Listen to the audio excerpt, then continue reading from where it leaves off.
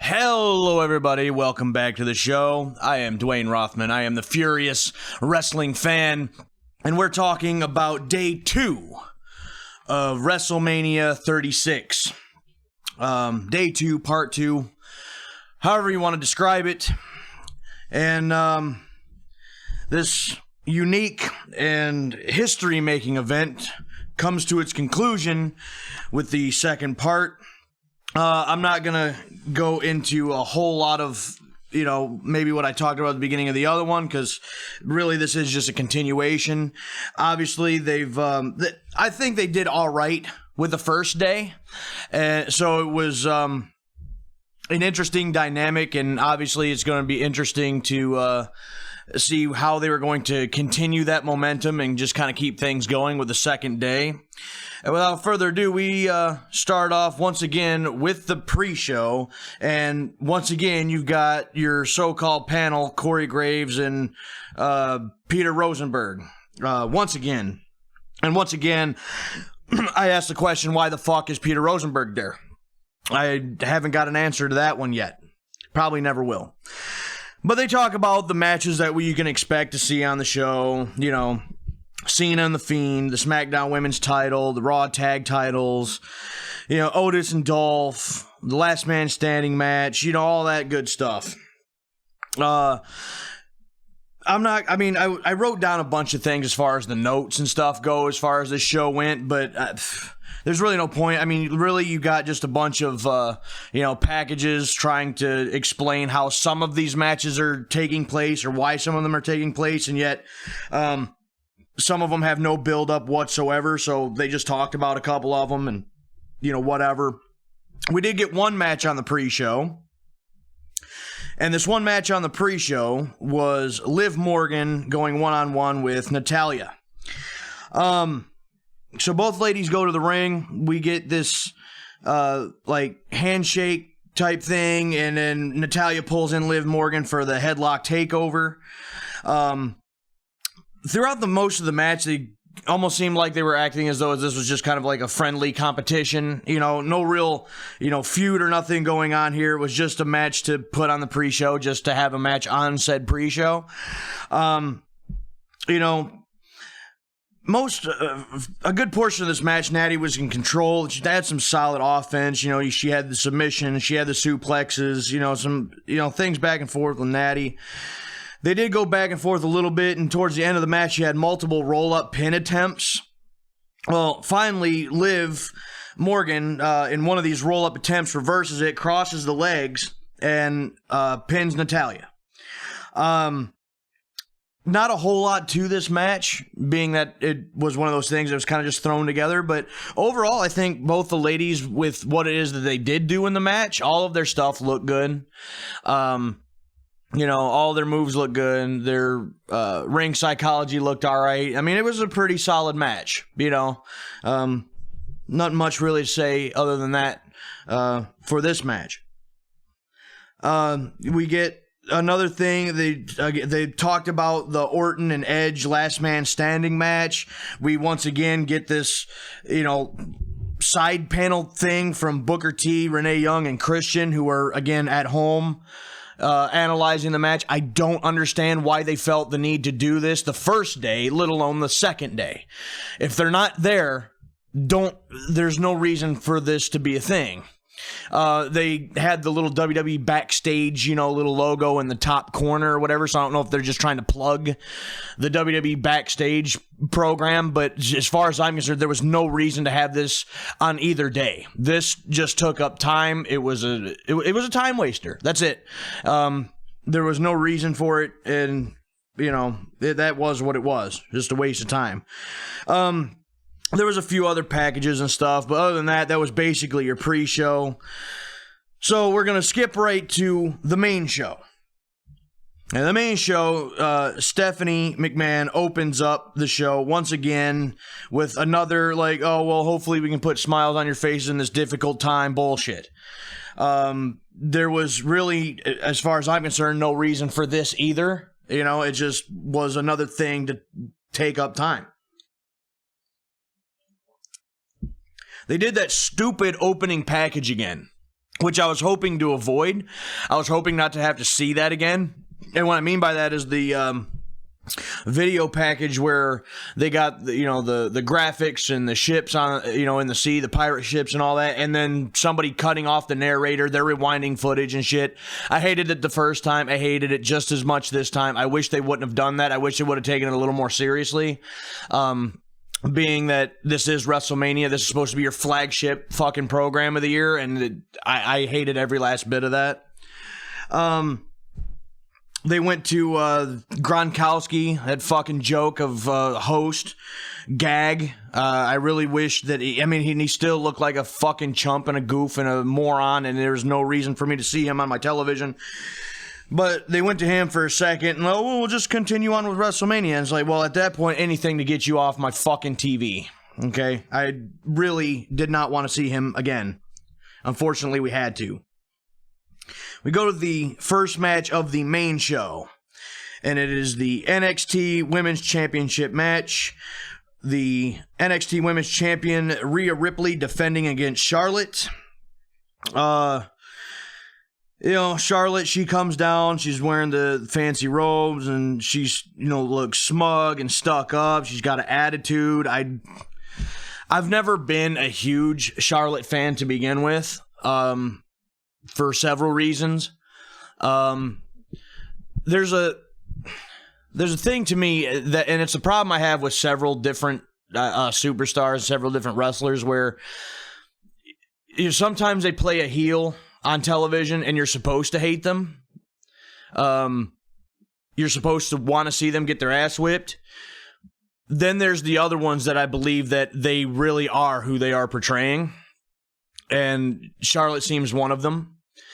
She seems like she's just, thinks that she's better than everybody else. And that could be one of two things. Either she's just really good at her job. And I really do just can't stand her just because she's that good. Or she really is this person and I really could care less to ever see her again. She's good in the ring. She's very good. She's good at what she does, but I hate that attitude. I really do. Match starts off. We get a riptide early from Rhea Ripley, but of course, Charlotte kicks out. Charlotte gets out of the ring and then jumps back in to get the advantage on Rhea. They fight on the outside a little bit. We go for, and we get a cannonball by Rhea Ripley. Rhea, she ends up taking advantage. She's got some suplexes. She's got a body scissors in there. Finally, Charlotte gains the advantage again. She starts working on the left leg. We get some submissions from her. She's smashing the leg into the ring post. She's stomping on the leg, really working it over, really working over a body part, which is something that you don't really seem to see much of anymore. But Charlotte's doing it very well. And again, I just said it a minute ago, she's very good at what she does. It makes sense. I get it. I just don't like her for other reasons. But she's working the leg here. Rhea tries to fight back. She's using some knees, some drop kicks, but she's selling the knee. But I have an issue with this as I'm looking at my notes, and I remember this. And it's a problem that I have. I have this problem with a lot of different wrestlers these days. If they've had a body part worked on, like an arm or a leg, or it's the back or the neck or whatever the body part is that's being targeted, they tend to sell the injury when it's convenient. And what I mean by that, and you see it right here in this match, and you see it in a lot of different matches that they do this kind of thing in. Rhea, she's had her leg practically destroyed, and she can barely put any weight on it, but then she can sprint across the ring like there's nothing wrong with it.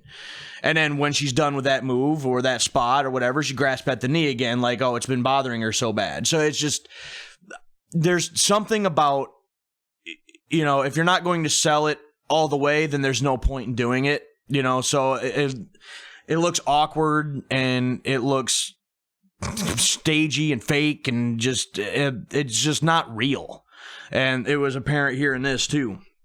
Did get some hard-hitting strikes by both of the ladies. We got a big missile drop kick by Rhea. Finally, Rhea gets in that clover leaf, but Charlotte escapes. We get a Boston Crab by Charlotte. just like in the Natalya Liv Morgan match, we get multiple, roll-up attempts. Charlotte tries the moonsault, but Rhea Ripley puts the feet up. But basically, Charlotte practically no-sells it. We get a spear by Charlotte. She puts in the figure 4, therefore the figure 8. Rhea Ripley taps out. Charlotte wins. I'm going to say this. The match itself was pretty decent. I was actually going into this match believing that Charlotte and Rhea Ripley could put a decent match together. And they did. The working the body parts, the selling, well, every once in a while. But for the most part, the match was solid. The match was good. The ending, I question. The ending, I don't get. I don't understand it at all. Charlotte did not need this. She does not need to win the NXT Women's title. She does not need another championship. Not right now. Maybe later, but for fuck's sake, give it some time between, championship reigns. I mean, my God, Rhea, is an upcoming star, right? She could have used this win to, really make her look like a potential star, but no. They had to go and give Charlotte something else again. And so this ending I didn't get, this decision to put the NXT women's title on Charlotte, I don't understand it. The only thing that I can think is maybe it's just they're assuming that Charlotte's just such a big star and they need ratings on NXT to keep fighting AEW. So have Charlotte on their fucking show, and there's no call for that. None, because there is no war. This whole thing is pointless. That's the only reason that I can justify this decision being made, is that it had some kind of logic like this involved. Because other than that, any other so-called logic for making this decision makes no fucking sense, and I don't personally agree with it. But Charlotte's the NXT Women's Champion. Go fucking figure. One of those foregone conclusions, and, kind of seeing that one coming. They give her everything else. What's another one, right? So we go to the next match, which is Aleister Black against Bobby Lashley, who is accompanied to the ring by Lana. This was one of those matches that had, as far as I could tell, no build-up, no rhyme or reason for it to happen. It's just there. They're just doing it for the sake of doing it, I guess, and that's it. But I do like Aleister Black. I've been a fan of Bobby Lashley. This is two guys I feel that aren't being used completely the way that they should be. So, it was going to be interesting to see what they were going to do in this match together. Aleister Black, for his entrance, that look for Aleister Black was amazing.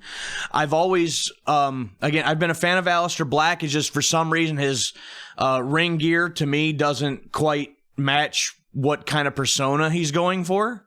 And so at least this entrance attire did that. I wish he would change up the actual in-ring gear a little bit.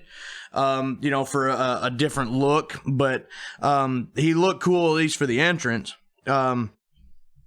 Both guys are cautious at the beginning. They're kind of feeling each other out, but in the meantime, Bobby Lashley, once he gets his hands on Aleister Black, he kind of tosses him around the ring a little bit.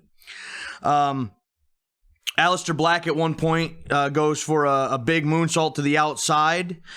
He misses. A big suplex by Lashley on the floor after that.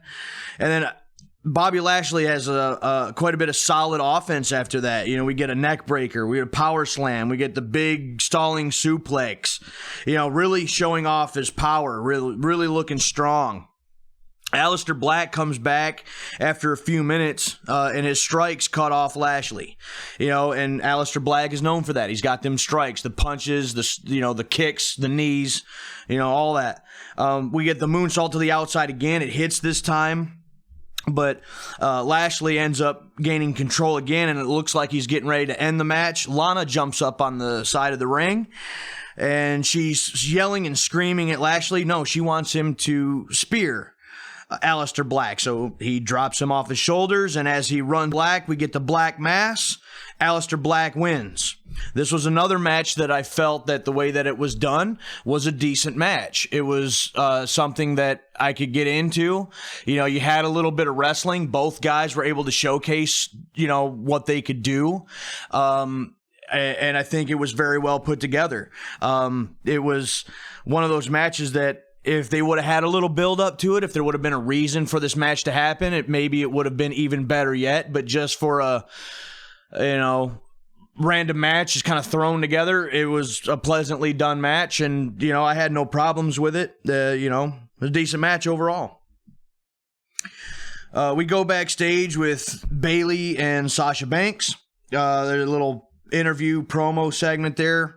Bayley ends up walking off, and, you know, I think it's Charlie Caruso, I think, or maybe it was somebody else. No, matter of fact, I'm sure it was somebody else. I don't remember exactly what the hell her name is, but whoever's doing this promo or interview or whatever, you know, has to talk to Sasha about, you know, how she feels about what's going on and everything. And Sasha really doesn't say much, you know, and she just kind of walks off, and you kind of get this impression that, well, Sasha just may backstab Bayley. Woohoo. And we go back to the ring. In the next match, this one we actually do have some build-up for. We actually have some backstory. We actually have a story arc here. This is Otis versus Dolph Ziggler, who is accompanied to the ring by Sonya Deville. This match, to be honest with you, I didn't really care about. I've seen part of the storyline that's going on, and of course the video package shows exactly what's going on. Otis has been surprisingly entertaining throughout this whole thing. I've got a few chuckles out of him, and, you know, and Dolph Ziggler, I think he's been underutilized most of his entire career. He can sell his ass off, and everything that he does looks very, very good. So I figured, if nothing else, Otis was going to look pretty good in this match because Dolph is a good partner to work with. So, Dolph, in this match, Dolph, he's running, you know, right from the get-go. But we get a super kick by Dolph. Dolph, he's in control. You know, he's got this nice drop kick, hits Otis right in the mush. You know, he's got some of the heelish tactics going on. You know, he's raking the eyes, he's choking him on the rope, that sort of thing. Finally, Otis takes over with a slingshot to Dolph, who, you know, smashes his face in the middle turnbuckle and sells like $1,000,000. Big stiff clothesline by Otis. It looked like you know, if you were to get clotheslined by a tree branch, it's probably about how it would feel. So that was looking good. The match goes on a little bit longer, and Otis, he tries to go for the caterpillar, which I fucking hate. I hate that thing. It was silly and stupid when Scotty 2 Hotty did it, you know, 20 years ago. There's no reason to be doing it now. I think it's very, very stupid. It's dumb. And this big a guy doing it just because he can do it doesn't mean he should. He shouldn't be doing it. But you get a low blow by Dolph Ziggler. Mandy Rose comes down to the ring. Sonya tries to cut her off. Mandy slaps Sonya Deville, jumps into the ring, low blow to Dolph Ziggler. We get a caterpillar again by Otis, and he pulls it off this time, big elbow drop, and Otis wins the match. Mandy and Otis share a little kiss in the middle of the ring afterwards. Aww. And, you know, he picks her up, and they walk away. This match, again, I really didn't care one way or the other about this match, but it was better than what I was anticipating. It was better than I expected. Luckily, it wasn't overly long and, you know, overly complicated or anything like that. There wasn't really anything truly wrong with it. It got the point across, and they went to the finish, and it was done. So, overall, wasn't bad. Wasn't a bad match.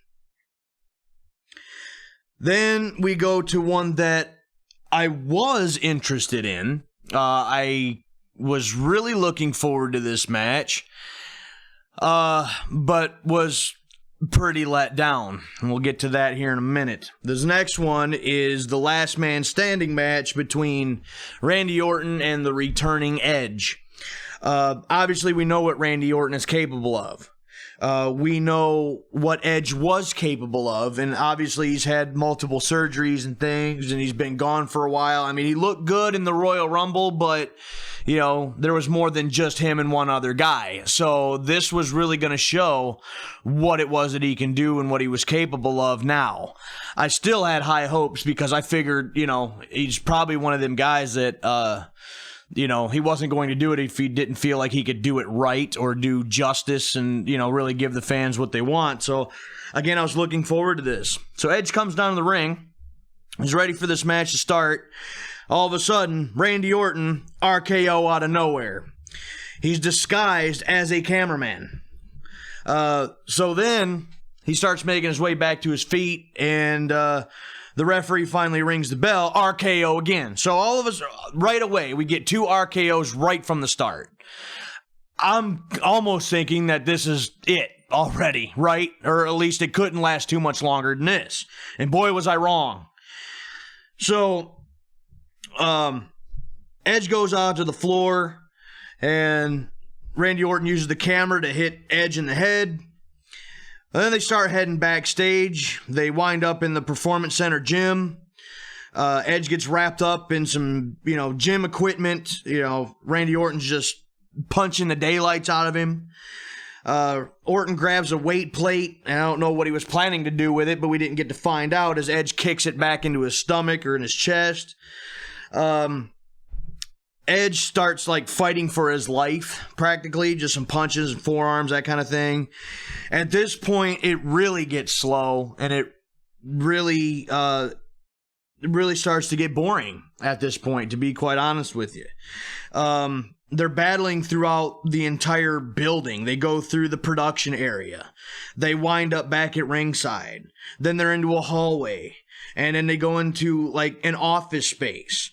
We got a nifty little spot where they had a big, long, like, office table where you'd have, like, a board meeting or something at. And for some reason, there's some, like, chain link fence that's, you know, suspended over top of the table. So, Orton's laying on the table, and Edge grabs that, you know, chain link fence and, you know, does this small elbow drop thing. You know, it was all right. It was at least a little something different. They fight back to what looks like a storage area, you know, just has a bunch of odds and ends and stuff. And they had a ladder, you know, propped up against some contraption, some little structured thing. And Orton's laying on some tables. We get an elbow drop off of this structure, you know, through the table. So at that point, it looks like Edge just may win, but still no. He still gets up, and, you know, they still keep fighting. It's about this time I'm noticing that Edge is, you know, he's, you know, flicking his wrists and moving his fingers like he's selling the fingers and the potentially the maybe loss of circulation. Maybe his neck is acting up or something. And he does this for the majority of the rest of the match. And so the selling of an injury or something like that was a lot better here, I felt like. But, you know, they fight around some other stuff. They wind up on at the back of a pickup truck where there's a forklift that's got some like crates on it or something, and it's elevated like halfway up into the air for really no reason.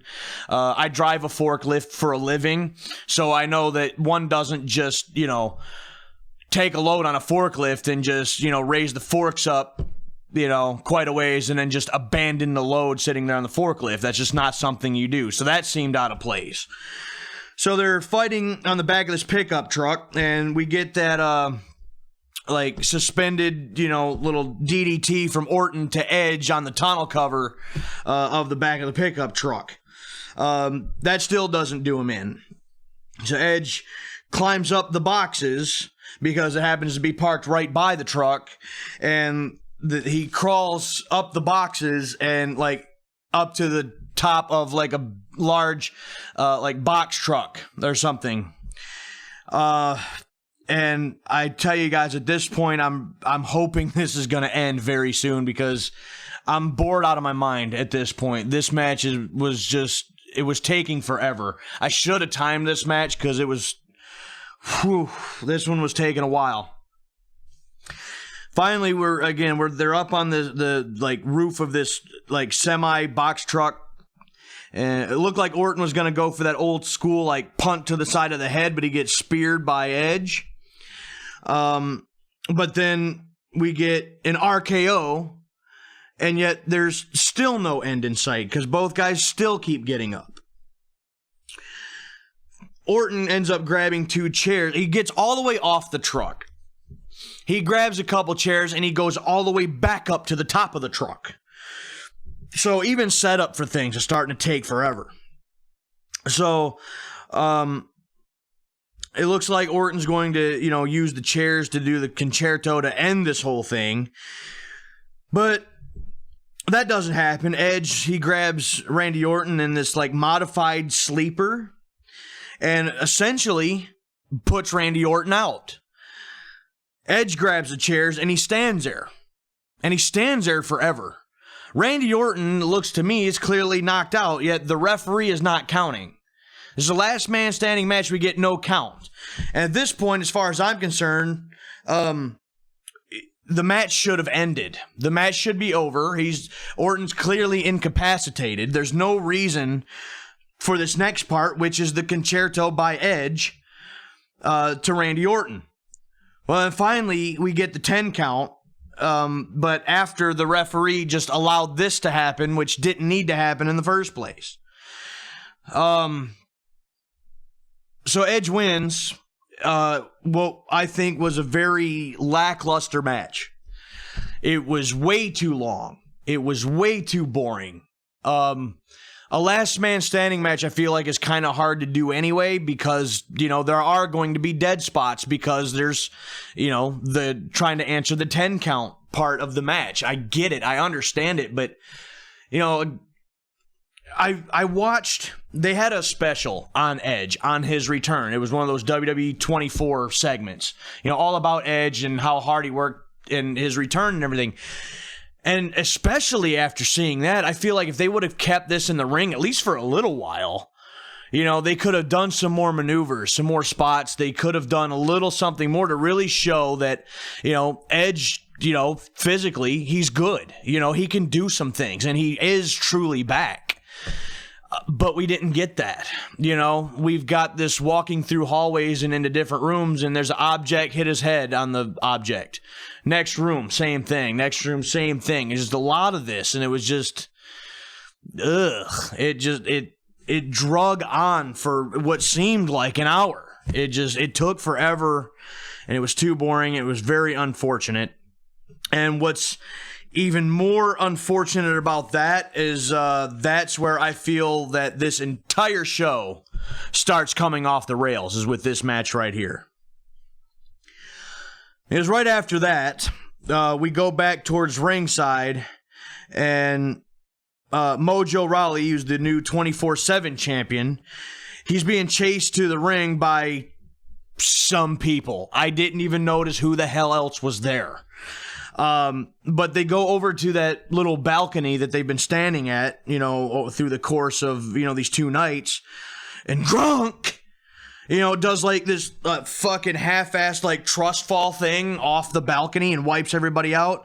He pins Mojo. He wins the 24/7 title by the end of the today, which is something that he said earlier in the night, by the way. I don't know if anybody caught that, but he wanted to see if he could win the 24/7 title by the end of the today.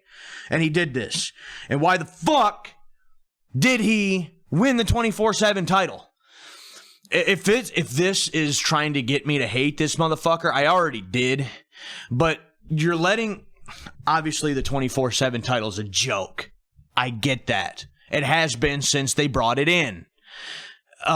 We've had multiple people already winning this title. Again, it is a joke.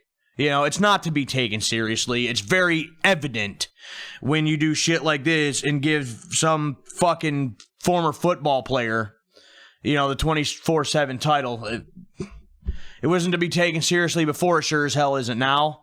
But I just hope that this isn't a long-standing thing. I don't want to see Gronkowski. I don't give a shit. I don't ever want to see him on my TV again. So if he were to disappear and take that 24/7 title with him, that's actually A-okay by me. At that point, we get the next match, which is for the Raw Tag Team titles. It is the Street Profits defending the Raw Tag Team titles against Angel Garza and Austin Theory. They are joined by Zelina Vega. Who the fuck is Austin Theory? Obviously, he's a nobody. Because I believe it was on the pre-show, actually, if I'm not mistaken, where our little esteemed panel for the pre-show actually said, I believe it was Corey Graves, as a matter of fact, actually said, well, look up Austin Theory. You know, go online and look him up. He's very good. Look, I'm sorry, but I'm not about to go and Google somebody who is in a Wrestlemania match for a championship because I've never heard of him before. As far as I'm concerned, there was no reason for him to fucking be there. Okay? I'm not going to do research. I'm not going to waste my time with this. If I have to do research on the guy, apparently he really is a fucking nobody. So at that point, I'll tell you right here and now, I didn't give one flying fuck about this match. I didn't care. I don't care about the Street Profits. I don't care about Angel Garza. And I certainly don't care about Austin Theory because I've never heard of him before. The only person I really even knew in this match was Zelina Vega. And obviously, of course, she's not even in the motherfucker. You know, she's just standing out to the outside. All four guys finally get down to the damn ring, and this fucking match breaks down after like 30 seconds. All four guys in the ring, they're doing shit. There's no ring psychology. There's absolutely nothing going on that resembles a fucking tag team match right off the get. It just... After a few minutes, you know, Austin and Angel, you know, they do take control for a minute, but then Ford, that's all I know him by, he gets tagged in, he starts taking over, and he's, you know, wiping out the other two guys. We get a dive by Ford. Why? I don't know. There's really no call for that, but once again, everybody's doing that kind of shit, so it's nothing new, it's nothing spectacular, it's nothing great. I got it written down here, Garza had a moonsault, and he takes out everybody. You know, so again, not only was the in-ring psychology not a thing, but now it's, again, another one of these typical modern-day fucking bullshit tag team matches where everybody's just doing shit for the sake of doing shit. You know, everybody's flying around all over the place. Nothing makes sense. And this is like the second or third time already in this match that it's broken down into just fucking chaos. So at this point, I hated this so much. And I gave such little of a fuck that I walked the hell away. I figured, you know what, this is a good time for a bathroom break. I fucking walked out of the room. I went to the bathroom. I got me something else to drink. You know, I was going to take my time because there was no other reason to continue watching this, you know, bullshit excuse for a tag team match, let alone a tag team title match. So I walked back in the room. Apparently, the Profits had retained the titles, but Bianca Belair was there and beating up Zelina Vega. Why? What was the purpose of that? Who knows? And quite honestly, don't really much care. So, I mean, again, I really didn't give a shit about any of this. I didn't care about anybody that was in it. This was a throwaway and a waste of my damn time. So I guess the takeaway from this is the Street Profits retain the Raw Tag Team titles, but the real question is, who in the fuck cares? Certainly not this guy. So, because our wonderful host, Gronk, since he won the 24/7 title and just decided to run away, we got a new host for the remainder of WrestleMania, which is Titus O'Neil. My guess is that Gronk was just a shitty host and they decided to, you know, give it to somebody else that actually may know what the fuck he's doing. and that's Titus O'Neil. I was fine by that. Again, you can get gunk off my fucking screen. Our next match, the SmackDown Women's title. It's that 5-way elimination match. Sasha Banks, Lacey Evans, Tamina, Naomi, and the defending champion, Bayley. At the beginning of the match, all four of the other ladies team up and gang up on Tamina, but Tamina's looking strong. She's fighting everybody off, at least for the time being. After a few minutes, Tamina is out of the picture, so Naomi and Lacey, they start working together to team up against Sasha and Bayley. That only lasts a few moments because Tamina comes in and she clears the ring all over again. But in between all of that, everybody is getting a little something in. And I've been kind of critical on some of the women's matches as of late at some of these other pay-per-views and such. I've been feeling like, with like, say, the TLC match and, the Elimination Chamber matches and even like the Royal Rumble matches, all the multiple women matches I felt have been very botchy. They've been very terrible.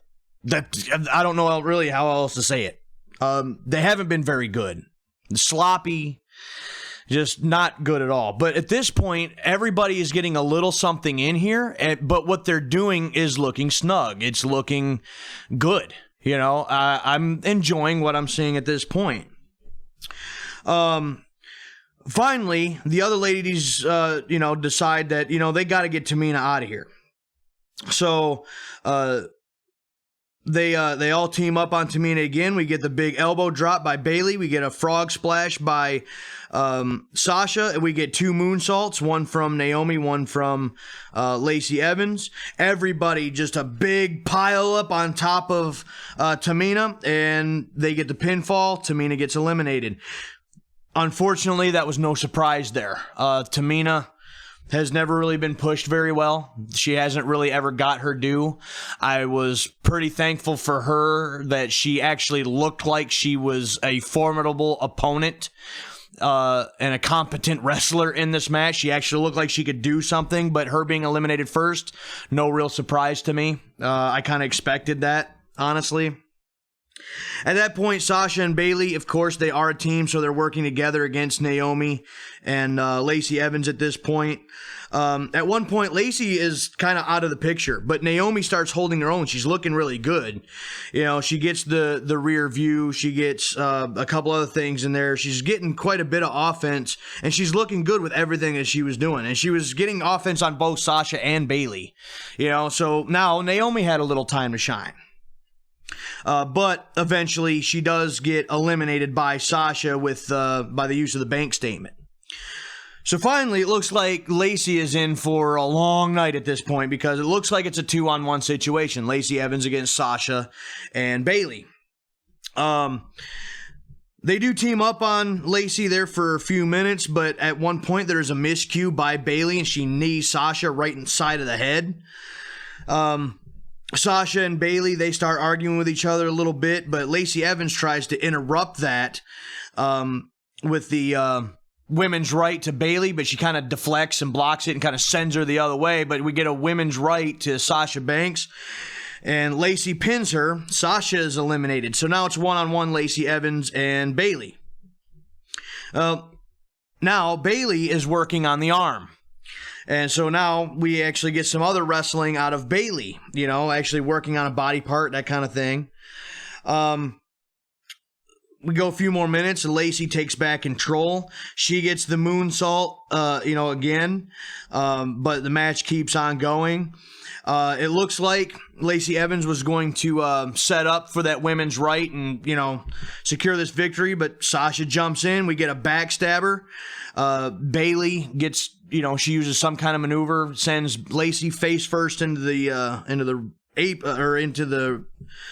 mat, and Bayley retains. And so she is still the SmackDown Women's Champion. Out of all 4 of the women's matches throughout these 2 days of WrestleMania, I feel like this was the most enjoyable one, which is very surprising to me.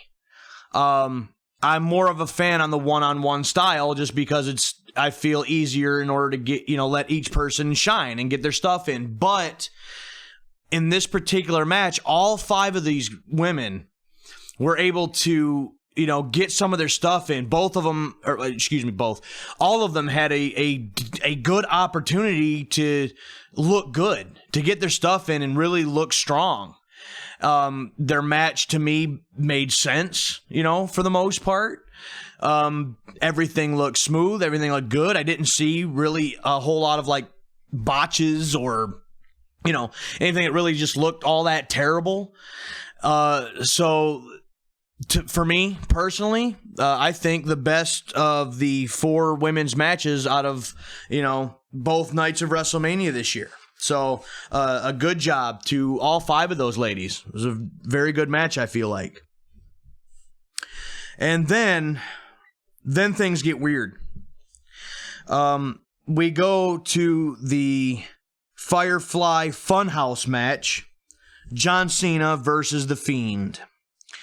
This was another one of those matches that I was looking forward to because I am a fan of The Fiend. I feel like I wanted to see this because I love The Fiend's entrance. I love his mannerisms in the ring. I really enjoy how Bray Wyatt is portraying this character. I enjoyed the Boneyard match quite a bit between AJ Styles and The Undertaker yesterday, so I feel like if this is another one of those, different style matches, I've obviously had no idea what to expect, but, I had my hopes up, that this was going to be something unique and something, very good. It wasn't. It wasn't in one aspect, but as far as the match goes, this was trash. And again, it's very disappointing because I wanted to see The Fiend wrestle. No, instead, John Cena starts making his way to the ring, but before he even gets down the ramp, Bray Wyatt interrupts. And we get a Firefly Funhouse segment where Bray is on set of this funhouse and, he leaves and he walks out the door. Well, then John Cena finds himself on set of the funhouse. One of the puppets starts talking to John. John leaves the funhouse by going through the door. Well, then the Vince puppet shows up, and he's poking Cena in the chest. And then we go to a ring, and Bray Wyatt is imitating Kurt Angle. John comes to the ring wearing his attire from from John's first match. It's like they were reliving John Cena's first match, but Angle was replaced by Bray Wyatt. And it was and then it just gets weirder from here. Okay, so we go from that, and excuse me, before I go too far, again, they were reliving that ruthless aggression slap to the face, moment. But every time he said it, Bray would duck, and so they just keep doing this over and over again. And then after that, we go to this Saturday night's main event throwback, with 80s throwback promos for some reason by both Bray Wyatt and John Cena for some fucking reason. And John Cena's got weights, one in each hand, and he's just he's using these weights a million times faster than anybody ever lifts weights. And at this point I'm laughing almost hysterically because I'm going to use a line from my brother because he was here watching it with me. I felt like I've never done acid before, but I feel like if I did, this is what the result would be. I didn't understand what the fuck was going on with any of this. I'm slightly disappointed. I'm somewhat irritated, and I'm somewhat, and I'm laughing about it because it's so ridiculous. So we go from that part to then Cena goes out to the ring and he's doing the Dr. Thugonomics deal. He did have one line, and again, because all he could do is he could only rap, and he mentions that too during the segment, all I can do is rap, while he was talking to him, and it's everything was so ridiculous. I'm not going to repeat the one line that he said, but it was pretty entertaining. But Bray Wyatt's, telling John Cena that he's nothing but a bully. And so John Cena goes to, splash Bray in the corner, and Bray's just not there. And all of a sudden, Bray Wyatt's got, John Cena's, steel chain necklace and knocks him out with that. And then we end up getting like this WCW NWO throwback thing for some fucking reason. Who knows why the hell that's happening. So then John Cena comes out. He's wearing the NWO shirt. He's got the, championship belt. He's doing the air guitar like Hollywood. Like, what? This is Hollywood fucking Cena. Like, what the hell is this? What the hell am I watching? He gets in the ring and, he looks like he's trying to start beating up Bray Wyatt, but come to find out he's beating up the fucking pig puppet for some unknown fucking reason. So then the Fiend finally shows up. He gets the mandible claw. We get a Sister Abigail. And then the claw again. And I guess the Fiend wins. I guess. I don't know what else to say about this.